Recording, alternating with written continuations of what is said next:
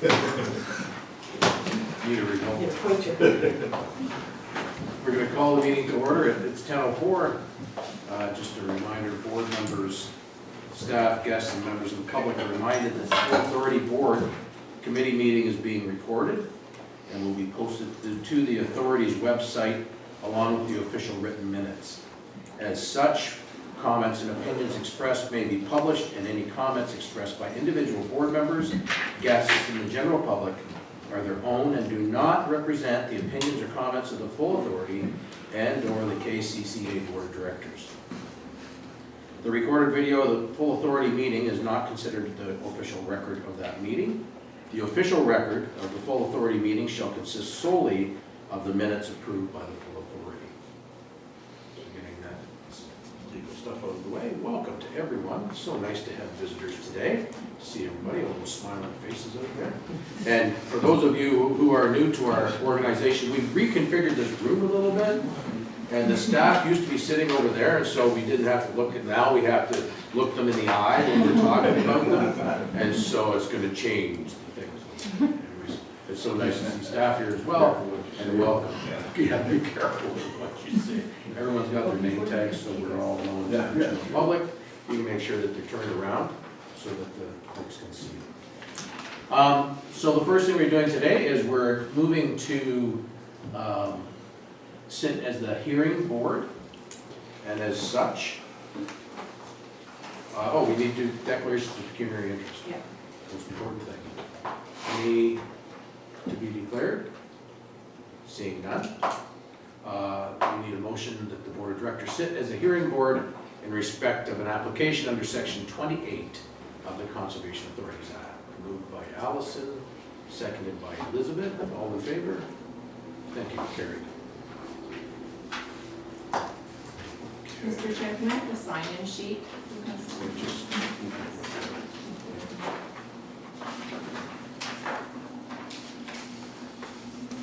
I will now read the motion for the committee to sit as a hearing board. Done that. Recorder, will you please read off the roll call? And once you one step in. Dennis Kravitz. Here. Dominique Giguère. Here. Stephen Harvey. Here. Grant Jones. Bill Mackey. Here. Joe Preston. Here. Elizabeth Pelosa. Here. Linda Stevenson. Allison Warwick. Here. Ralph Winfield. Here. Thank you. I will now proceed with the opening remarks of the chair. This is a hearing under section 28 of the Conservation Authorities Act in respect of an application by D&D Developments for permission to construct a single-story detached garage with a maximum floor area of 75.25 square meters in accordance with the Committee of Adjustments Decision Application A06/17 at 72 Sunset Road in the city of St. Thomas. The province of Ontario has made regulations under section 28 of the Conservation Authorities Act which require the permission of the authority for development within an area regulated by the authority in order to ensure no adverse effect on the control of flooding, erosion, dynamic beaches, or pollution, or conservation of land, or to permit alteration to a shoreline or water course or interference with the wetland. The staff has reviewed this proposed work, and a copy of the staff report has been given to the applicant. The Conservation Authorities Act, section 28, subsection 12, provides that permission required under a regulation made under clause 1B or C shall not be refused or granted subject to conditions unless the person requesting permission has been given the opportunity to require a hearing before the authority. According to section 2.2 of KCCA's section 28 hearing procedures guidelines, the right to a hearing is required when current legislation requires authorization of the authority, authority staff recommend the application be denied, the application poses a significant controversy with a third party, such as a lawyer, municipal, provincial agency with respect to the authority's position, The application is deemed by the regulation approval officers, warrants a review by the authority for technical, policy, or information purposes, or an applicant is not satisfied with the decision of staff on whether an application is deemed complete and has requested referral to a hearing of the authority board. In holding this hearing, the authority board is to determine whether or not a permit is to be issued. In doing so, we can only consider the application in the form that is before us, the staff report, such evidence as may be given, and the submissions to be made on behalf of the applicant. The proceedings will be conducted according to the Statutory Powers Procedure Act. Under Section 5 of the Canada Evidence Act, the witness may refuse to answer any question on the ground that the answer may tend to criminate the person or may tend to establish his or her liability to a civil proceeding at the instance of the Crown or of any person. The procedure in general shall be informal without the evidence before it being given under oath or affirmation. As the hearing proceeds, the procedures listed in the hearing procedures summary provided may be relaxed or abbreviated for efficiency. The authority may ask questions of witnesses for clarification at any time. If the applicant has any questions to ask of the hearing board or of the authority representative, they must be directed to the chair of the board. Having gone through that lovely speech, I now call on our KCCA staff for their report. Thank you, Mr. Chair. So this morning's hearing has been called consistent with Section 2.2 of the hearing guidelines, as staff is recommending denial based on our review of the application in relation to our legislative and policy framework. The applicant is here with us today, Mr. Don McKeag and David Burton, representing D&B Developments, and their agent, Ryan Hearn, with Development Engineering London Limited. They do have a presentation that they will present after the staff presentation this morning. So what we have is a property at 72 Sunset Road, which is located within the valley lands of Kettle Creek. It's surrounded on the north, east, and south sides by the creek. These are just properties from Google Street View that shows, as of the date of the application, there's a single building structure that's used as a residential dwelling, and the primary use of the remainder of the lands is agricultural field. With regard to our regulation and hazard mapping, as I mentioned, it's located within the valley lands of Kettle Creek. The entire subject property is susceptible to flooding hazards under a regulatory storm event, which is the Hurricane Hazel standard that's referenced in the regulation. This map here shows the red lines are the regulatory jurisdiction of the authority due to the valley lands, and the blue hatching and blue line is showing the extent of the flooding hazard. Looking at Sunset Road, north and south, during a Hurricane Hazel type flood event, the roads and the approaching bridges are both submerged in floodwaters during a storm event of that nature. The other factor in this area of St. Thomas is it's been identified as a flood damage center within an analysis and environmental impact study that was completed in 1987. So this property is located in Reach 4 of that map, where they have deemed it as a flood damage center due to the historical flooding that's occurred into the area. As part of that study, they also identified that the approaching bridges would be submerged underwater in the event of a flood.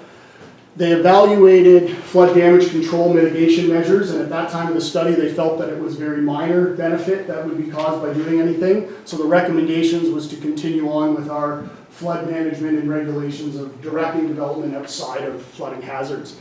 This study also looked at the possibility of implementing a two-zone concept. Under a two-zone concept, we divide the floodplain into two zones, flood fringe, floodway, where development could occur in the flood fringe. As part of this study, again, they didn't see any benefit from a two-zone management concept for this area, so they recommended that it not be implemented. And the other factor this report did is it looked at the possibility of a Hurricane Hazel tropical storm coming through our watershed, which it deemed that it is possible with the right meteorological conditions.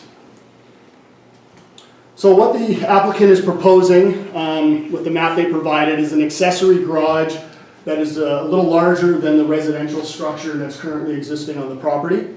What we're looking at here that the applicant's agent has laid out is showing the existing residence as well as the proposed garage. The first line that's purple, that's kind of wrapping around the residence, is the flood elevation mapping that was produced by the Latham Group in 1987. And then in 2005, as part of the implementation of the generic regulation, Riggs Engineering conducted floodplain mapping for the entire watershed, and they determined that because of some abutment works that were done on the bridges adjacent to this property, it actually increased the flood elevation in that area. So the little blue circle line further out is the height of the flood elevation based on Riggs Engineering, and that's the flood elevation that's used within our regulation. So in this instance, the applicant is proposing an accessory garage structure located within flooding hazard lands. So here's just a blow-up of that plan showing the two different floodplains and the proposed garage that's being proposed as part of the application. So when we look at the legislative and policy framework, the provincial policy statement is established on the basis of directing development away from these hazards, putting them outside of flood hazard risks, and locating them where there's an inaccessible risk to public health or safety or property damage, and not to create new or aggravate existing hazards. So in review of the application, it was the opinion of staff that the proposed development is not consistent with the natural hazard policies of the PPS, as it proposes a new building structure located upon hazardous lands which are impacted by flooding hazards, upon an area that would be rendered inaccessible to people and vehicles during times of flooding hazards. The entire floodplain is considered floodway under a one-zone concept, so it doesn't meet that policy test as well, and it would present a risk of property damage. The other thing that I would note is that the definition of development under the PPS means the creation of a new lot, a change in land use, or the construction of a building or structure requiring approval under the Building Act, under the Planning Act. So under our regulation, as you may be familiar with, our regulation prohibits development in areas that are regulated by the authority, but we have the ability to issue a permit or provide permission to development if, in the opinion of this authority, the development will not have an impact upon the control of flooding, erosion, dynamic beach pollution, or conservation of land. The primary concern, as I mentioned, looking at the hazard mapping, is the flooding impacts with this development. So looking at our board-approved policies that staff rely on for when the staff can issue a permit, we've identified that the application is not consistent on a couple of policies. Our policies do not permit new structures to be constructed within the floodplain. And then we do have provisions for existing development that do allow for reconstruction or additions to existing development, but there are certain conditions that have to be met. One of those is only permitting a 30% increase in the existing foundation footprint, locating it in the least hazardous area, and incorporating floodproofing. As the agent to the applicant will identify as they are proposing some floodproofing measures to the building, but we did identify that it still doesn't meet the test due to its size. It's about 100% larger than the existing building, which far exceeds the 30% maximum requirement, and there are lesser hazardous areas on the property that it could be located on, if we were considering it as an addition to an existing structure in the development. So other legislation is, under the City of St. Thomas zoning bylaw, it is zoned hazard lands, and in that zone, the City of St. Thomas zoning bylaw states that no buildings or structures shall be erected for any purpose.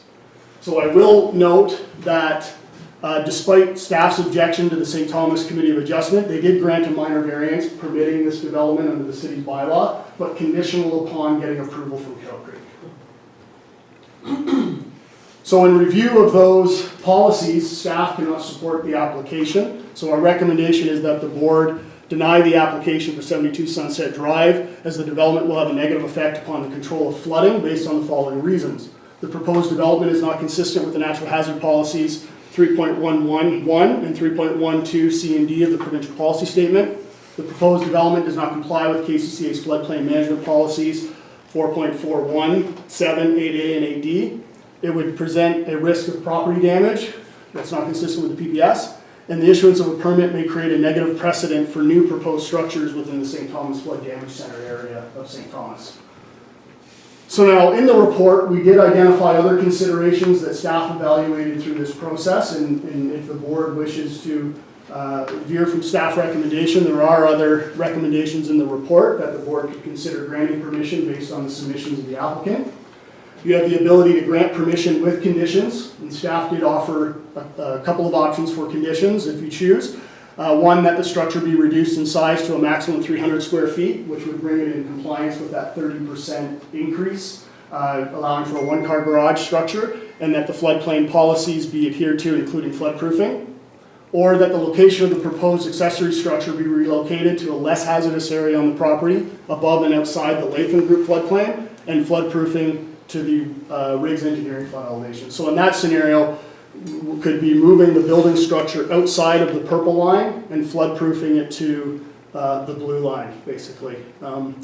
You also have the ability to deny the application, which is staff's recommendation, and I've provided those reasons already. The other consideration that we did put in the report for full consideration is you may wish to defer the application. As indicated in the staff report, we are conducting a dam hazard classification study currently, which part of that study is updating our inundation floodplain mapping for the reach that was done for the Latham Group, which includes this property. So that is currently undergoing. It's anticipated that the new inundation flood mapping will be available before the end of the year, by December. With that, that will provide us with more up-to-date topographic information when they run these flood models to determine where the flooding risk is based on more accurate topographic data. In the agent submission, they do recognize that it's very costly to do the study, so they haven't evaluated it for their applicant, but we do have one being completed right now that's anticipated in December of this year completion. So if the board wishes to wait for that new information as part of their consideration, they may consider deferring the decision until that new mapping is complete. That's the summary of staff's presentation as based on the proposal and how it relates to the existing policies of the authority. So I'm available for any questions if the board wish, and if not, we'll turn it over to the applicant. Joe, Yes, sir. if I might, would you explain, I can't read what you've got on the plan there for the buildings, which is which? Okay. What's the existing building and which is? So the existing structure that's used as a resident is this building up front. So Okay. this is the resident with a front porch, and Yes. this is the accessory proposed garage structure. This purple line is the 1987 flood elevation line where the flooding is, and Riggs Engineering had increased the flood, and so there's just a little pocket hole on the property here that's above the flood elevation. Bill? To you, Mr. Chair. Joe, did you say that there was another area on the property that was suitable for the exact same size proposed? Well, at one time, through consultation and discussion, staff was trying to find a resolution and offered that whether there's an opportunity to relocate the proposed garage outside of the Latham Group floodplain mapping. So part of the history, when the applicant was renovating the residence and we got involved, we were relying on the Latham Group floodplain mapping, which had that residence out of the floodplain.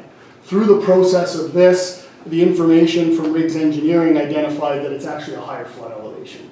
So at the time, we were talking about that perhaps staff may be able to provide further support if the garage was moved out of that flood hazard risk of the 1987 flood and flood-proofed to the Riggs Engineering flood. So that was an option that was presented earlier in the process as part of the discussions. Yeah, thanks. Awesome. To the chair, the new flood mapping that's going to be completed, what is the estimated time for the? We believe that it should be completed by December of this year. And just secondary, if that flood mapping was complete and we made a decision today, is there an appeal process based on the evidence of the flood mapping?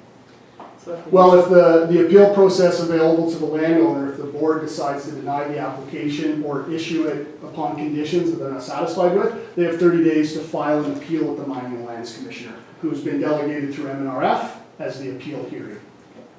Yeah. Any other questions at all? Of our staff? Okay, thank you, Joe. So at this time, I believe Ryan's going to speak on behalf of the applicant. Just give me 1 second, Ryan, I'll pull up your presentation.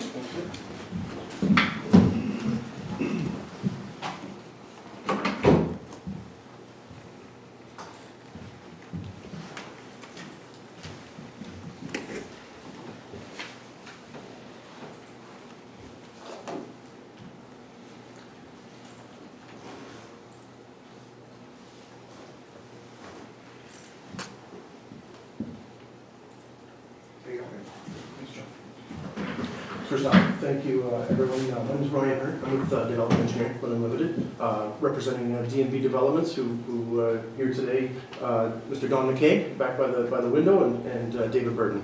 So in discussion, we may have an opportunity to hear from them. In essence, just to give a quick overview, the issue at hand here, I would suggest I might boil it down to a matter of policy interpretation, and it may be as simple as that. X marks the spot, so we've got an aerial photo here of the Kettle Creek Valley on the west side of St. Thomas. That's the municipal property known as 72 Sunset Drive, I believe. An application was submitted by D&B in March of 2019, and I think the other thing that's important to bear in mind here is the legal issue of the date at which the application was filed and the information of the day. The subject lands are located on a stretch of road, Sunset, between two bridges. So you can see Kettle Creek Valley kind of meanders through that valley, and there's bridges on both the north and the south sides of where the house is now. Authority staff have communicated several times, dating back to, from what the things I've seen, 2015, but perhaps even longer, with respect to questions related to policy interpretation, geodetic elevations, and that kind of thing.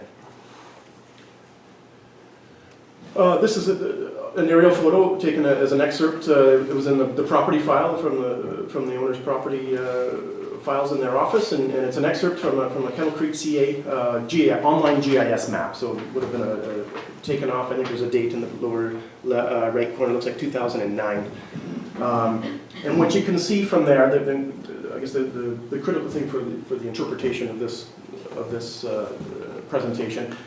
There's a number of former buildings on that site in behind the location of where the existing house is now, and you can see they're generally rectangular in shape, they're long and skinny.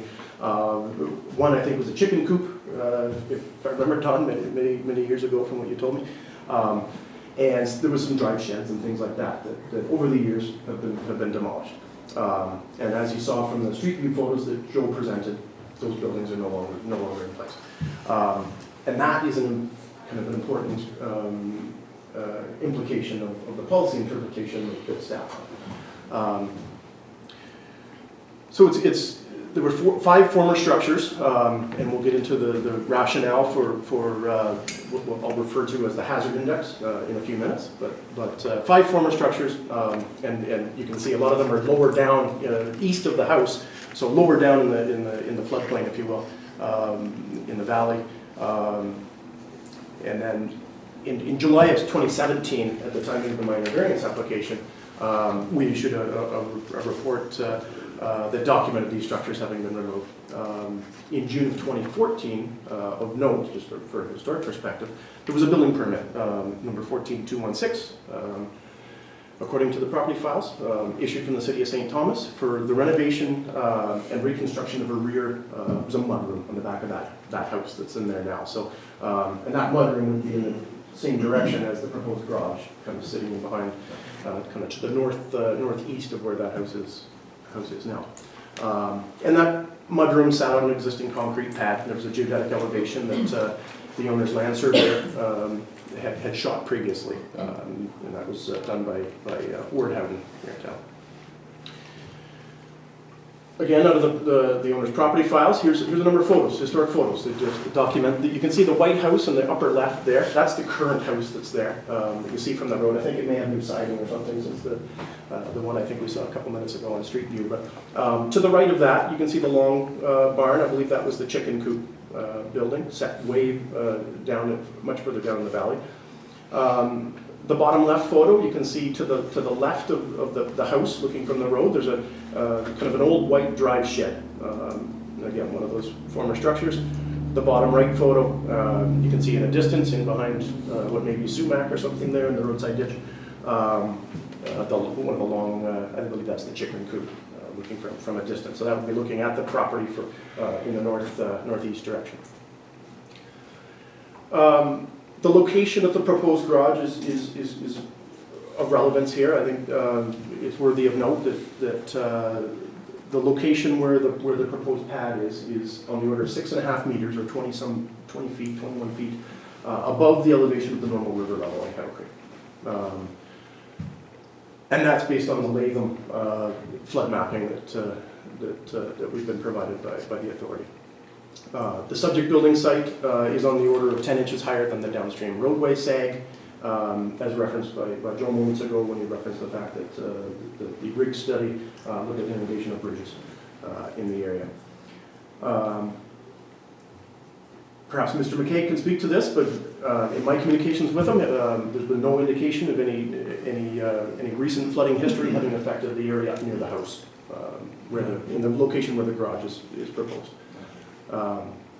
And as Joe mentioned, back in 2017, July of 2017, the St. Thomas Committee of Adjustment approved a minor variance conditional on authority approval.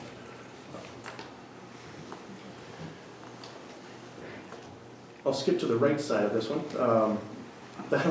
The old White House that's in the upper right photo there was I believe they referred to as the Emery residence.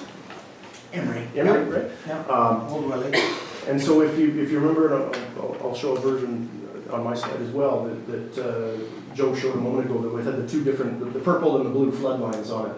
And the higher knoll on the property, which I will say is to the northwest of the current house, that old White House that you see in the foreground on the left there, is where the former Emery house stood. So at that point, the Emery home was on called the height of land, but torn down some years ago.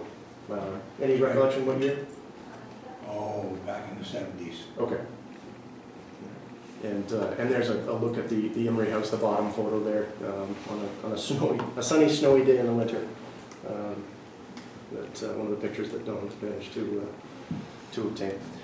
So here's I'll blow up the Latham flood mapping that the authority has been able to provide. And so, of course, there's a little black dot. That was a black box. Just to the south of the light blue line, that's the existing house that's there. The lighter blue line is that knoll, the high point of land on the property where as we just saw, that the former Emery house stood. And you can see the outline on the Latham mapping of the house geometry. In behind that, you see a number of rectangular structures, and again, those are those agricultural buildings that have since been torn down.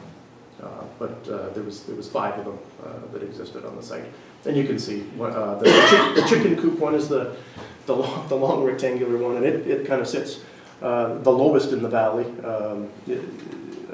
just to the right of the dark blue line, which is the 1987 flood line from the Latham study.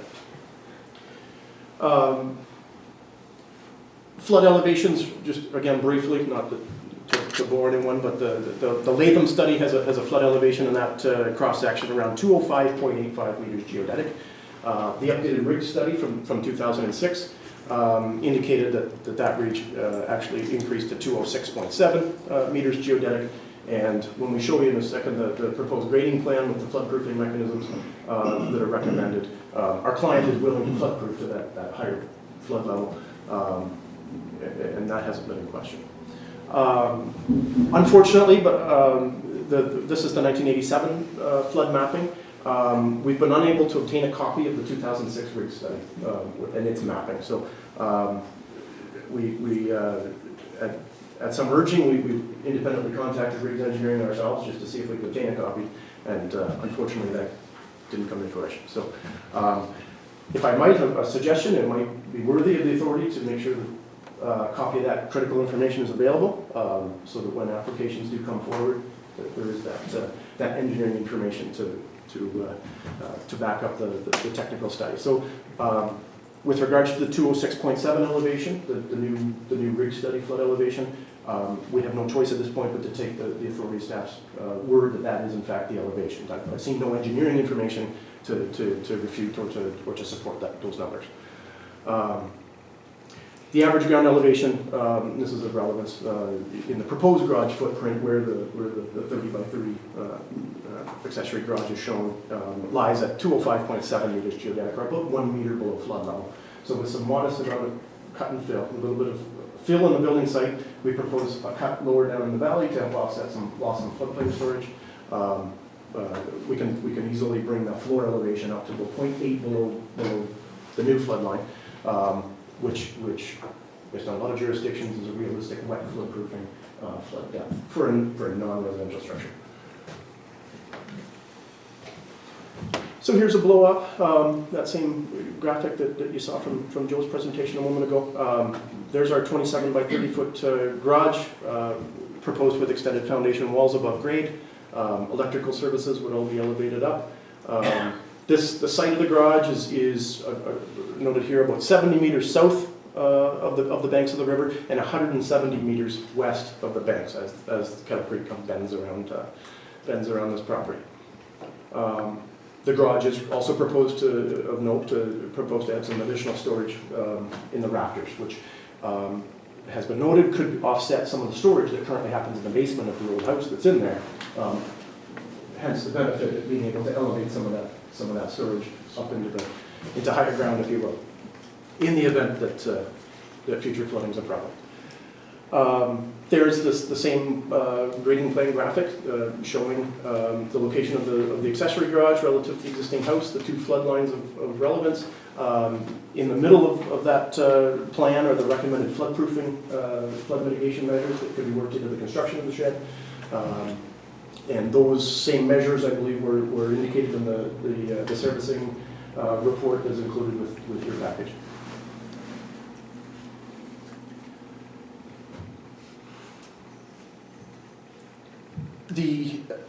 A consideration, and I know this was just mentioned by Joe some moments ago as a potential option for the board's consideration. If you recall, the location of that former Emery house being up on the high point of land, Mr. McCaig recognizes that is a possible location for the relocation of a shed. However, he would like to maintain an option for a future construction of a residence on that highest point of land someday, and obviously because the shed in that same location, it removes that opportunity. To compensate for lost flood storage volume, this is always the issue, cut fill in the floodplain and what we've got left over. The owner is proposing to excavate and remove 28 cubic meters of soil from the floodplain on a lower elevation than the garage, so that any of the works that is necessary to help elevate and level up the fill pad below the slab, so that flood storage volume isn't lost, if you will. And of course, the flood-proofing measures that are as recommended in the report and on that drawing, being plan one. So our understanding is that authority staff would advise current policies do not permit this accessory garage at this size, in this location, in essence, within the regulatory floodplain. And so options were offered by staff with regards to commissioning an updated flood study, amending the application for a smaller garage on the property, relocating outside the 1987 floodline, as Joe had mentioned, and of course flood-proofing to the what we call the RFD, the regulatory flood data, or request a hearing before the board of directors. So in view of the options, Mr. McCaig, I think, saw fit that this was the avenue to request the board's special consideration in this instance, based on the circumstances surrounding this application, filed in March of 2019. Obviously, the cost of a floodplain study is quite significant, and to bear that on a single landowner is perhaps quite onerous. So unfortunately, that simply wasn't a viable option from the owner's perspective. And the size of the foundation, the 30% rule, as Joe had mentioned, simply didn't offer sufficient utility to the owner to make it worth his effort to go ahead with this shed project. So notwithstanding Authority Policy 8, which I believe Joe had referenced previously, in the interpretation with respect to reconstruction of existing structures within a wind zone floodplain, our respectful suggestion is that there were a number of farm buildings on the property in the past, and they were shown on 2009 GIS mapping that the authority recognized. They're shown on the 1987 Latham flood mapping. We haven't seen the 2006 rigs mapping, so I can't speak to that. But the fact of the matter is there's evidence that there were buildings, and you saw the photos that came out of the owner's files. So as I mentioned, a matter of interpretation of policy.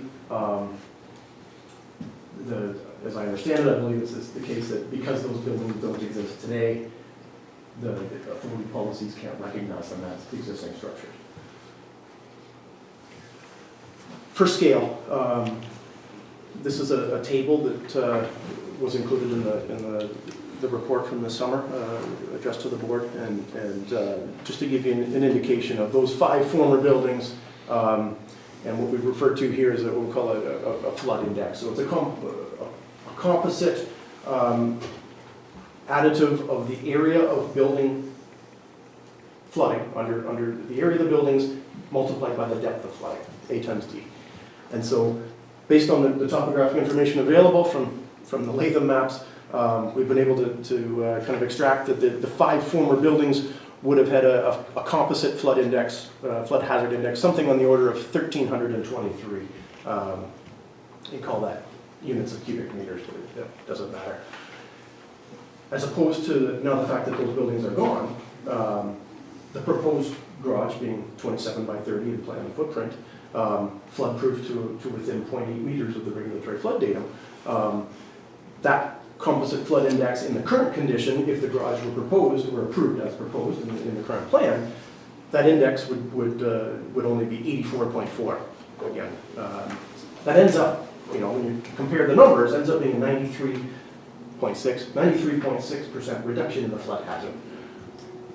Again, presented simply for the board's consideration. We recognize that staff have the limitation of the policies. If that's what it says, that's the limit to how far they can interpret. On behalf of D&B Developments, our respectful request here today is that hopefully the board has the ability to juggle the various considerations at play here and rationalize that on the scale of things, maybe the proposed garage with its floodproofing as proposed is a manageable solution. Obviously, the cutting to the nuts and the bolts of it. The key question from the authority's rules: does the activity affect the control of flooding, pollution, the conservation of land, and dynamic beaches? Our respectful opinion is no. In this circumstance, we do have the ability to floodproof within reasonable grounds to a level that's comparable to other jurisdictions. The 0.8 meter flood depth above a slab in a non-residential garage structure is from other jurisdictions within the bounds of approval. In fact, there was an application filed over the winter, I believe, for another property owned by Mr. McKagan, and it did receive a permit from the authority. I believe it was number P18038 and issued in January. And I understand the flood depth over the floor slab in that situation was 1.2 meters. So this, not to muddy the waters, the proposed garage, in this case, we're proposing to elevate a little more. We have a little greater factor of safety with less flood risk than that building. And that building, incidentally, is just located to the north, near the intersection with Libbets-Fingal line, near the park overpass, the old former railway, right on the corner there. Our client, D&B Developments, holds significant land interests in the area, and notwithstanding the low frequency flood risks associated with the magnitude of floods that we're talking here, such as the regulatory event, is willing to accept these as they relate to these risks as they relate to the proposed garage. And just in closure, hopefully I'm okay for time. So notwithstanding the authority policy, today we simply hereby request the board's special consideration of the merits, coupled with the owner's willingness to flood-proof and to mitigate the loss of floodplain storage through the cut and fill exercise. That's a bit of an add-on. Our view is this is a low-risk proposal. It is reasonable. And it does not pose a threat, an imminent threat to the floodplain management tenants of the authority. and its objectives for floodplain management. And with that, Thank you. are there any questions? Questions on the board? Allison? I see the minor variance was approved against the recommendations of the KCCA and the provincial planning policy. That's correct, so I believe it, yeah, I believe that's. So it's not just the KCCA, that's the recommendations, it's also the province?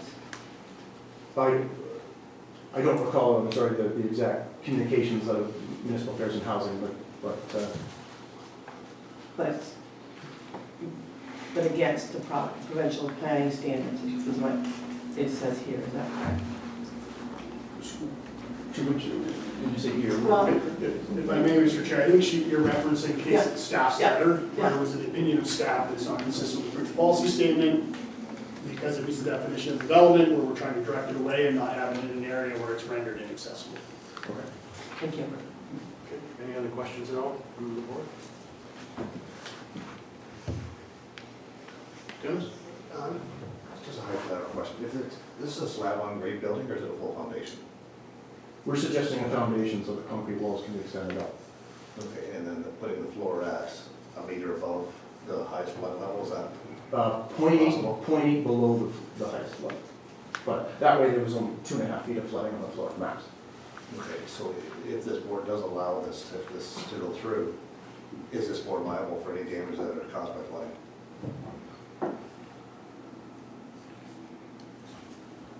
I would defer to, perhaps to the. I think you'll have legal counsel to direct you on that. Enclosed. Enclosed. Or no? I hesitate giving legal opinions in public. Rich, okay, I'm prepared to give it to you. okay. In days gone by, authorities often obtained releases from the property owners. They bound that particular property owner, but they didn't buying subsequent owners, which was the difficulty, is the difficulty. But that's certainly open to the authority to seek release in the event that property damage occurred, but you can't ask for permission, get it, and then turn around and say, you shouldn't have granted me that permission. Okay, thank you. Any other questions at all? Okay, to the applicant, do you have anything else you'd like to say? Said it all. Anything else? Pretty simple. Okay. To the board? Any questions, any further questions to the staff at all? To the applicant? Seeing that, then what we will do is we will need to deliberate in camera. And come up with Mr. Chair, the motion, I would need a mover or a seconder that the hearing board does now enter into a closed session to discuss advice that is subject to solicitor-client privilege, including communications necessary for the purpose. okay, that's the motion. Elizabeth is moving it, Dennis seconds it, all in favor? Thank you. Okay, so. I got it. Okay, motion to come out of the hearing. Elizabeth, seconded by Bill, all in favor? I got it. Carried. It was Elizabeth. It's a red dot.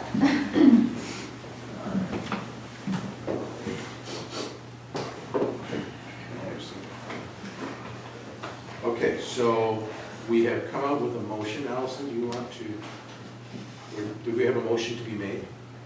You could read the motion. I can read the motion. Okay, so this is a, I don't want to say complicated motion, but it's a sort of a two-part motion. Okay. And the motion goes this way. We, first of all, would like to defer the decision until the December information, the December report comes out. If that is not possible, or if not workable with the applicant, then we are going to deny the application at this point.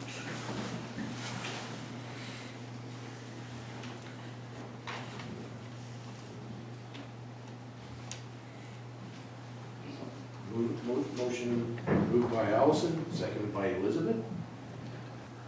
All in favor? Against? Carried. So, Jim, Dominic, 4.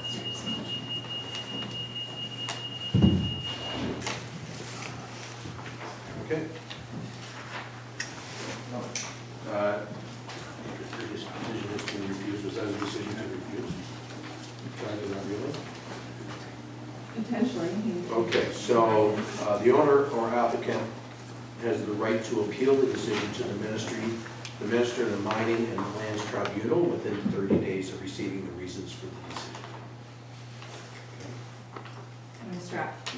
Mr. Chair, the applicant will receive all that information Yes. in writing as well. Yes. Okay. So, And as far as a different building location, that is something that's possible. discussion can always happen between the applicant and staff as far as alternative locations.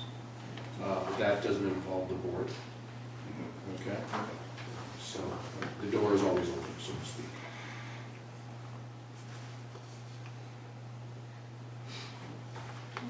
Then we just need a motion to adjourn from sitting as a hearing board. Okay, motion by Allison, second by Joe, all in favor?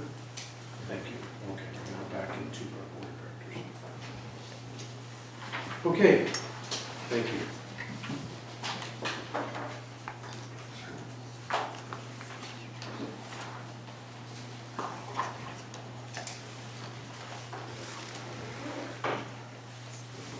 We'll go on with the rest of the agenda. Yep, I'm just trying to Thank you.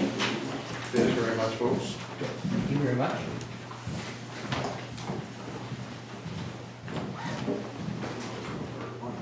Okay. You've all had a chance to take a look at the minutes of the meeting, September 4th, 4:30 meeting, and then the October 2nd committee meeting. So can I get motions for the September 4th, 4:30 meeting? Elizabeth and Ralph, all in favor? Thank you. And then the executive committee meeting. Motion to accept those minutes, Allison and Bill. All in favor? Carried. Thank you. And then matters arising from the minutes, the October meeting. Mr. Chair, I'll just ask Mary Ann to highlight some of the information she had on her media report. Right, so one of the posts that I'm sharing today is both Lake Whitaker and Dalewood conservation areas were nominated for a MyFM Spirit Award. The voting has closed and we'll find out next Friday who's been awarded. And then some Facebook posts from the Forest Festival this week that have had some great reach. The first post in particular, over 1,900 people were reached and 159 engagements. So, information and word on the programming and the 4-day festival were reaching people within the watershed and our followers and beyond. So, yeah. And I just wanted to highlight this post in particular. It had the best traction, so over 4,000 people were reached. We had 5 shares, which helps. Any shares, likes, and comments always help share posts further. And 36 reaction, comments, and shares. So really great numbers. Excellent, thank you. Let's receive that for information, please. Motion to receive. Elizabeth and Bill, all in favor? Thank you. Okay, let's go to project tracking. Mr. Chair, I've asked Betsy to highlight some of the programs that she's been working on over the last month. Thank you, Mr. Chair. Jeff and I in September had the TD Tree Days event, which was a great day. We had, I think it was 66 volunteers that came out to plant trees at Pinafore Park in St. Thomas. 300 trees were planted in 3 hours, so it was a great event with the community. Excellent. Next slide just shows a watershed report card education program we ran with 2 classes a few weeks ago, and this gets students into the creek and helping with environmental monitoring. So they assessed habitat conditions and got to learn how to do some benthic sampling as well. And lastly, the Forest Festival, it was a bit of unknown if the festival would go ahead as it corresponded with the potential strike date of CUPE, and luckily that didn't happen, so we were able to hold the festival. It ran over 4 days last week. Over 2,000 grade 6 and 7 students came out. And it takes about 80 to 90 volunteers each day to run that festival. So great week. Mr. Chair, Betsy's underestimating her capabilities as always in terms of organizing that festival. She mentioned the volunteers and the amount of students and busing that requires, and Betsy is, Kettle Creek through Betsy is coordinated by the festival committee to organize that. So Betsy was watching the QP live feed 9 o'clock to make those decisions and make those last minute changes, so. Congratulations, Betsy. That was awesome. Very good. Okay, great. Can we receive this report, please, for information?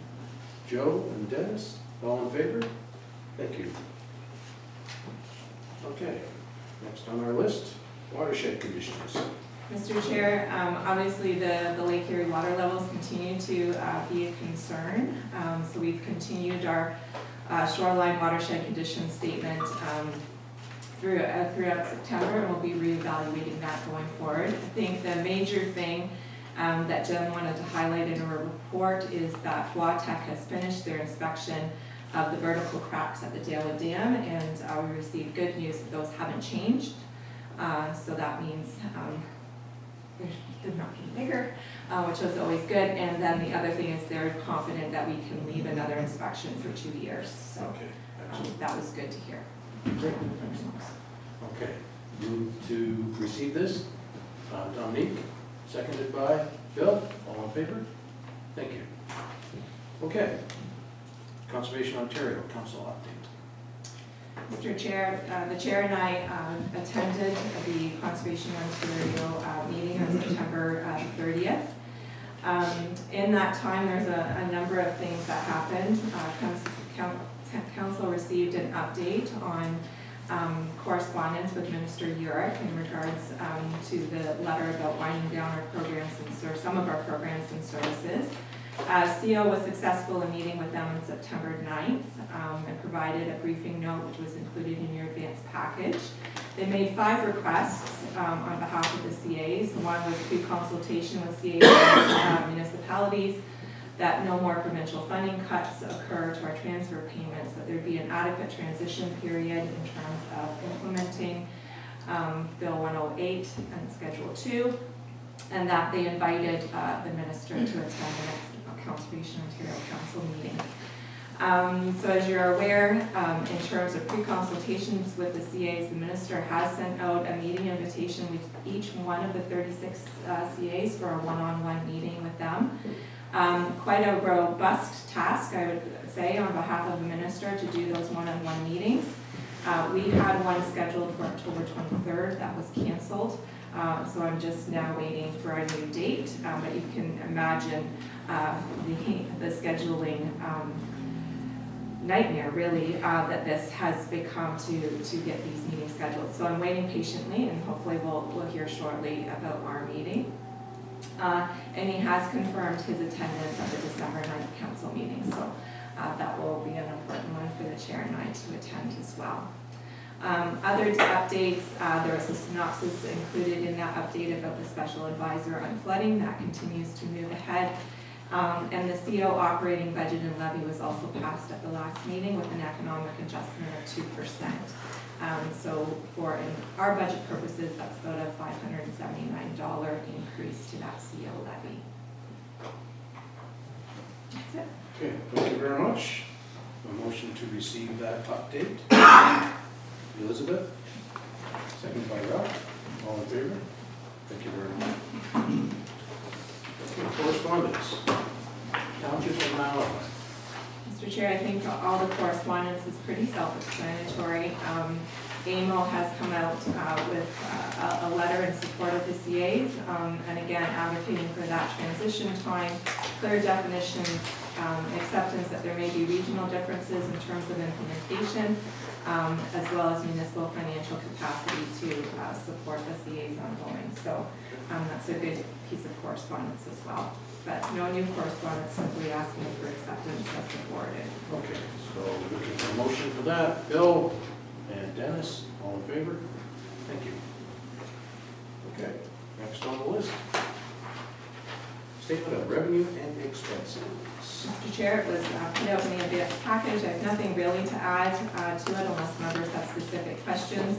You will note that in terms of revenue, Lake Whitaker and Dalewood have both met their budgeted targets for revenue, which is great kudos to Joe and his team for pulling that off, considering the year that we have had. It does mean, though, however, that we're probably about 20 to 26,000 down from last year when all is said and done. So I do expect that we'll probably break even in the campgrounds with a slight surplus at the end of the year, but nothing like what we've seen in previous years. That's due to the bad weekend. It's a combination. May we were a slow start, and then a lot of rainy weather even into June. And expenses in the campgrounds are up because of that, just in terms of extra road work and things like that. So all in all, a pretty positive year considering what we've had to deal with. Excellent. So motion that the statement of revenue and expenses dated September 30th be approved. Ralph, seconded by Allison, all in favor? Thank you. Okay, new business. Kettle Creek Clean Water Initiative, Betsy. Thank you, Mr. Chair. I have one project proposed for you to review today. This site has had some development on it over the past number of years, and in between the development there's about 3.5 acres of land that had a landscape plan developed that looked more like a manicured landscaped grassed area with some tree planting, and instead the landowner is interested in naturalizing the area to create wildlife habitat and biodiversity.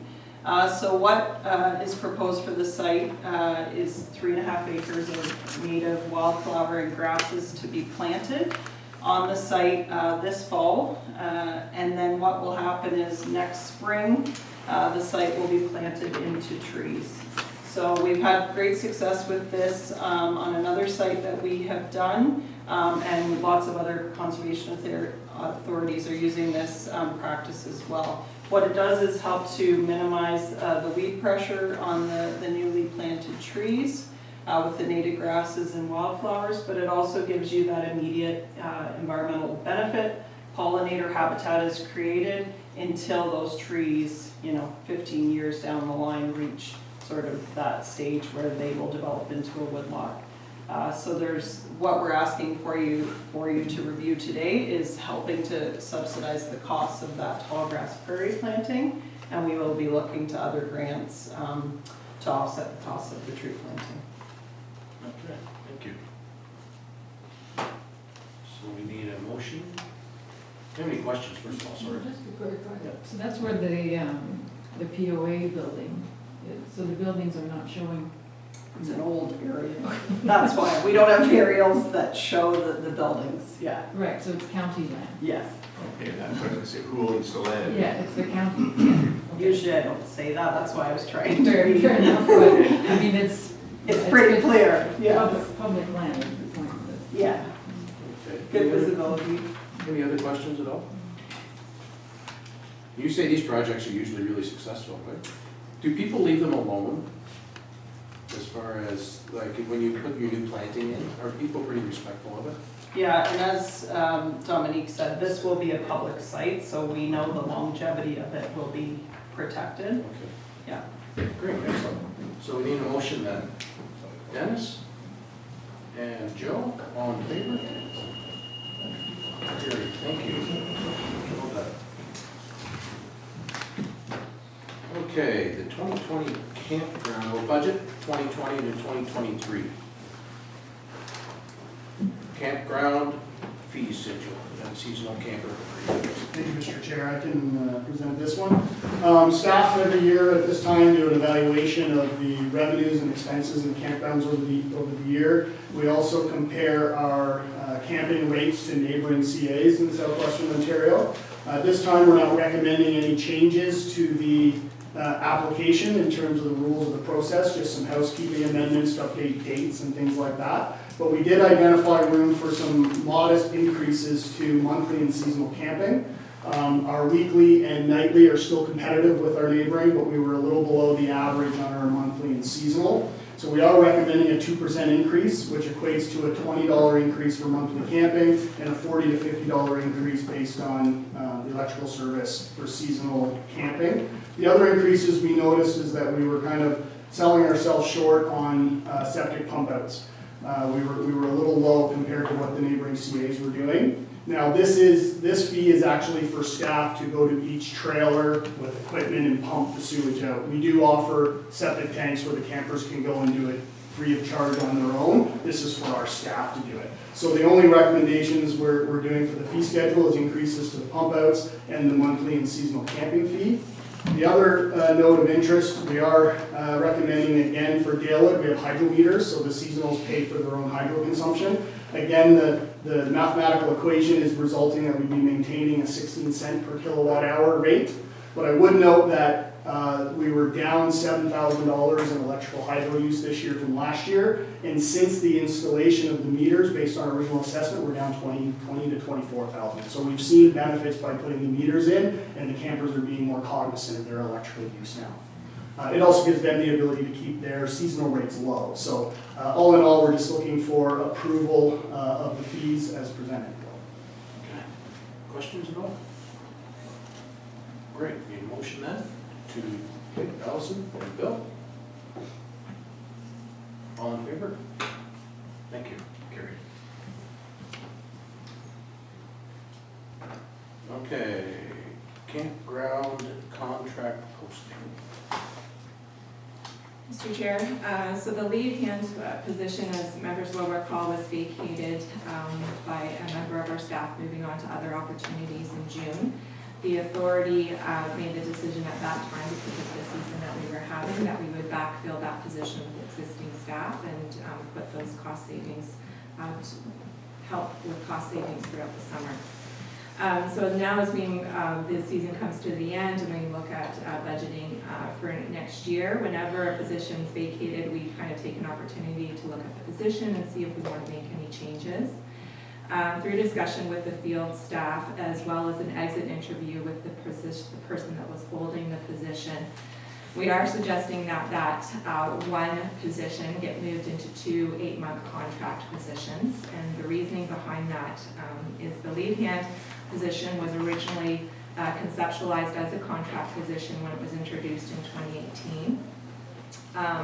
And was made permanent in 2019 with the hopes that we would be able to retain that person and the qualities that person had.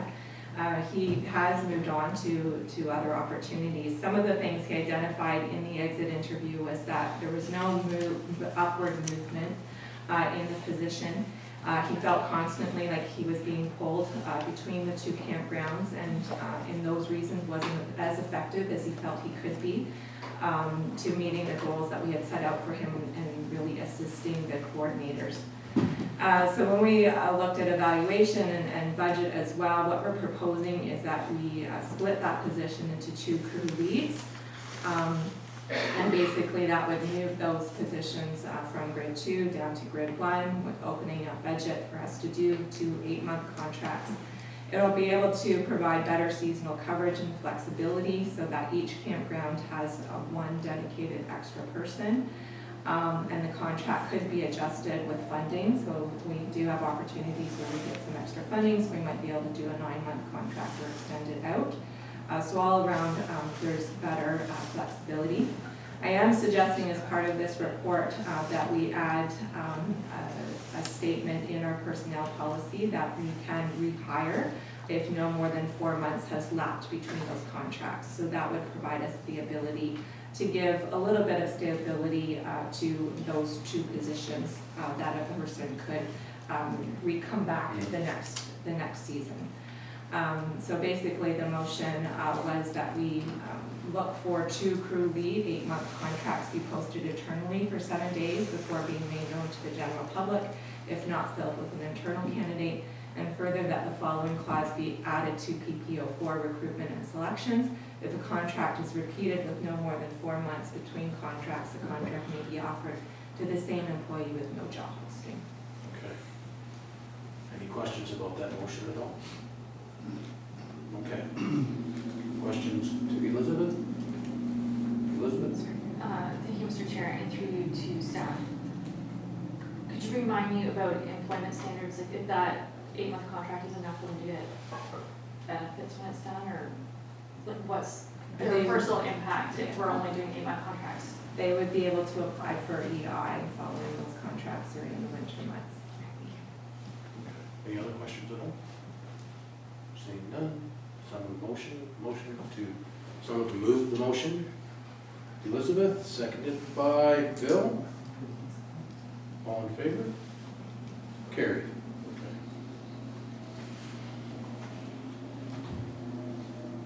Okay. Budget meeting. Mr. Chair, normally at this meeting, I would be aiming to take members through a line-by-line review of the budget. Just because of timing, we lost the meeting in the summer, and then we've been having more hearings at the board. It's eating up a lot of time at this table. And we wanted the full board to have that opportunity rather than taking the budget to committee level. So what I'm proposing is that we look at having a special budget meeting. I'm proposing either November 6th or November 13th, but that's up for discussion with your calendars. And the aim there would be to look at line-by-line budget. I've got a reserve policy that I'd like to review with you, the 5-year capital plan as well. So I can certainly have things ready for a November 6th or 7th budget meeting, or November 13th. Numbers. Okay. How's it look, folks? Well, I just can't remember, I know there's something on the 13th, but I don't remember. So we have a meeting. We have them A meet, trust meeting on the 6th we have the trust meeting, but I and the can 13th. move that. I'm not worried about the trust meeting, I'd rather get this Okay. What meeting. about this one? The 13th is doable, that's the exactly a week before your full authority meeting. Any preference, folks? This would be a daytime meeting, like the 10 Yeah. Joe, how's your schedule? We're talking the 6th, The 6th and the 13th. the 6th doesn't have anything. I mean, there is not, it's fall. 13th.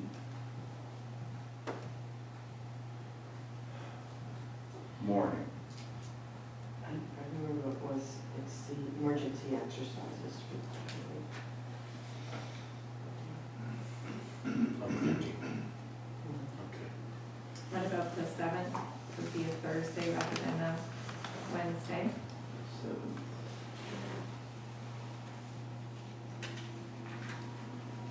Again, the morning for me works fine on the 7th. Okay. Dominique, you're okay with that? Dennis? Okay. Bill, you're okay? Good. Rob? Okay, so 7th it is. So I'll send out a meeting invite for 10 a.m. as well as post the date on the website as well. Thank you. Really, I'm impressed. Everybody had their calendars? I don't rely on that, I live on home. I've been threatened to quit looking at my own calendar. So Okay, planning and regulations activity report. Thank you, Mr. Chair. There was a report in your advanced package. I'm happy to answer any questions if the members have them. If not, we're just looking for a receipt of that report. Okay, any questions about the report at all, folks? Seeing none, that the September and October 2019 planning and regulations activity report be received. Moved by Elizabeth, seconded by Joe. All in favor? Carried. Thank you. Okay, I'm gonna give you a treat because really and truly for the closed session, all we have are the minutes, so we can just hold them over till the next closed meeting. Unless there are specific Unless there are questions. specific questions you have about them. Minutes. Then we don't have to meet in closed session. Perfect. Absolutely. Look at that. Look at it. Yeah, but don't get too excited, we still have source. No, I know that, but we're close, we're close. Little secret, I've got little time things on the side of my agenda. We're trying to speed things up a little bit. We almost got there. Next time. We're only 10 minutes behind, so that's pretty good. Okay, so we are now, Can I have an adjournment for the full I was going to authority? say, adjourn the full authority. Elizabeth and Bill, all in favor? Carried. And then we're going into the Kettle Creek Source Protection Authority. So you go on with that in your packages as well.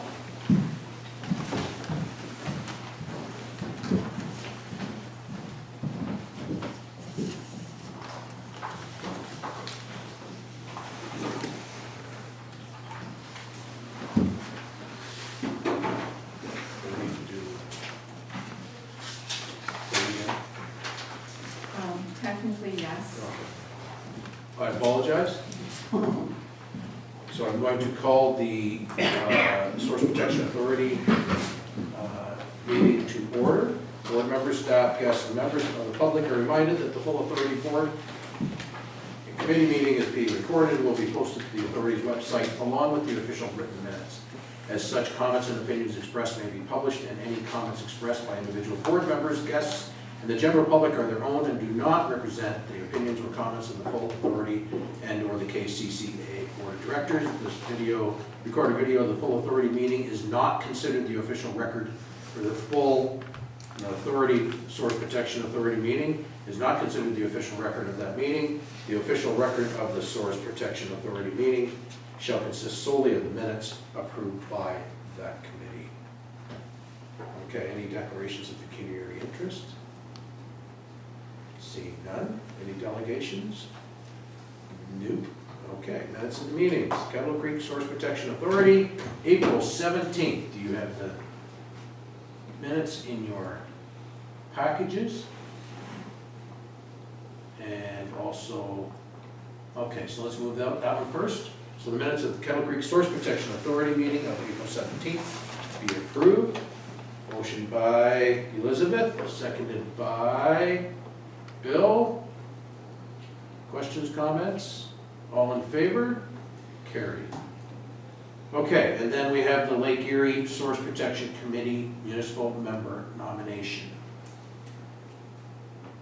Sorry, were you doing the? Oh, sorry. You need the Lake Erie Source. Lake Erie Source Committee Protection meeting Committee. minutes. I read the wrong one. June 20th, 2019. Okay, those minutes, you had the chance to review them. Any questions at all about them? Seeing none, a motion, mover for the minutes of the meeting be received. Moved by Ralph, seconded by Joe. Questions? All in favor? Carried. Thank you. New business. Section 36 Kettle Creek Work Plan Update. Mr. Chair, this is just really an FYI to members that MECP has issued us an order to carry that work plan out. So we'll be working with the Grand River Conservation Source Water Protection Authority over the next little bit to carry out that work plan. We got the order on July 22nd. So working to complete that, and we'll be providing updates as necessary. Okay, questions, comments? Seeing none, I need a mover for it to be received. Dennis, seconded by Allison. All in favor? Carried. Thank you. And the Lake Erie Region Source Protection Committee municipal member nomination. Mr. Chair, many of you may have already had a report on this at your individual councils, but Lloyd Perrin has served as a municipal representative on the Lake Erie Source Protection Committee, really since its inception in August of 2007. Mr. Perrin is now the Director Asset Management and Development at Central Elgin. And we really do see this as he's a key and good representative, municipal representative locally, because Central Elgin has Both the Belmont wellhead protection area as well as the primary water intake, which are the two major sources of municipal water within our source protection area. However, his nomination, or his tenure on the committee will come up this fall, and so we do need a formal nomination process, mainly from the local member municipalities up to the Grand River Source Protection Authority, who will make the final nomination to the committee.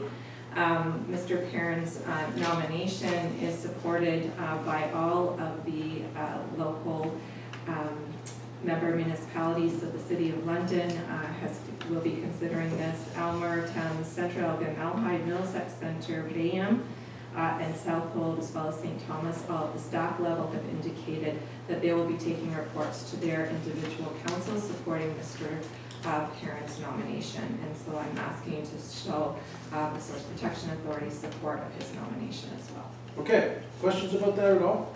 Pretty straightforward. Okay, so I need a mover for this motion. Allison, seconded by Elizabeth. Questions? All in favor? Carried. Okay. Next meeting, as required.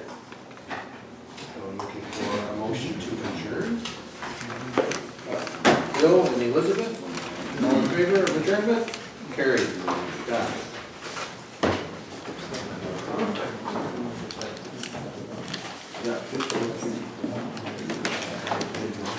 Yeah, it was